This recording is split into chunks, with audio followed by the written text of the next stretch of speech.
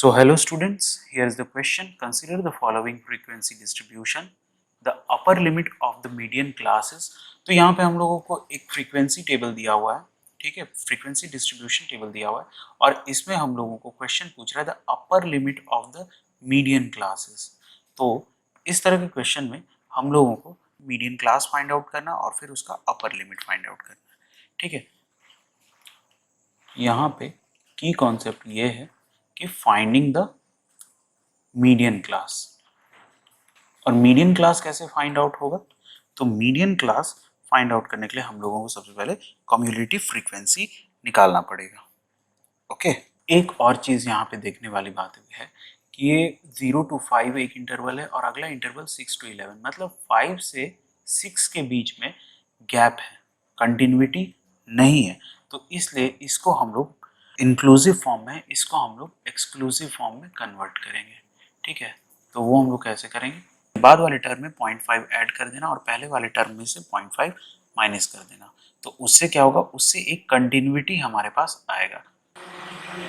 0.5 से 5.5, फिर 5.5 से 11.5, फिर 11.5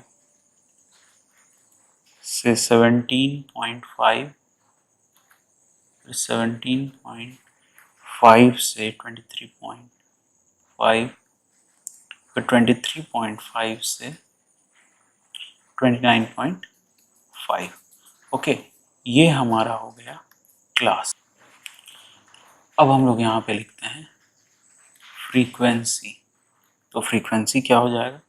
फ्रीक्वेंसी दिया हुआ है 13, 10, 15, 8 और 11।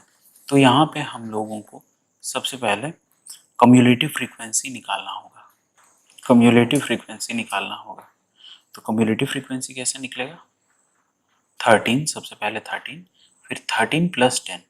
कम्युलेटिव फ्रीक्वेंसी कैसे निकलता है? जो सबसे पहला वाला फ्रीक्वेंसी होता है उसको हम लोग एज इट इज लिखते हैं और फिर जो उसके बाद का फ्रीक्वेंसी होता है सबको ऐड करते हुए जाते हैं। जैसे 13 plus 10 is 23, now 23 plus 15 is 38, now 38 plus 8 is 46 and 46 plus 11 is 57। और जब हम फ्रीक्वेंसी वाले टर्म को ऐड करेंगे तो हमारे पास n आएगा और वो भी किसके इक्वल हो जाएगा? वो भी 57 के इक्वल होगा। तो ये n और कम्युलेटिव फ्रीक्वेंसी का लास्ट वाला टर्म मैच करेगा। अगर नहीं मैच कर रहा है तो हमारा कैलकुलेशन एरर कहीं पे आ रहा है। तो यहाँ से हमारे पास आ गया n is equal to 57।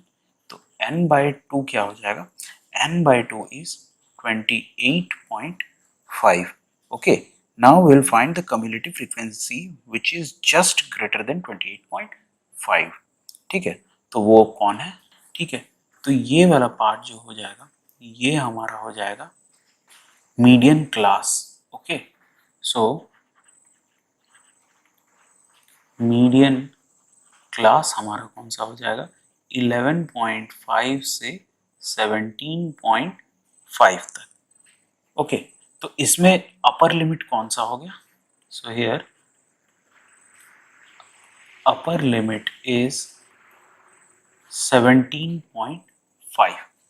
Okay, so our final answer is 17.5। So I hope you understood it very well. Thank you and all the very best.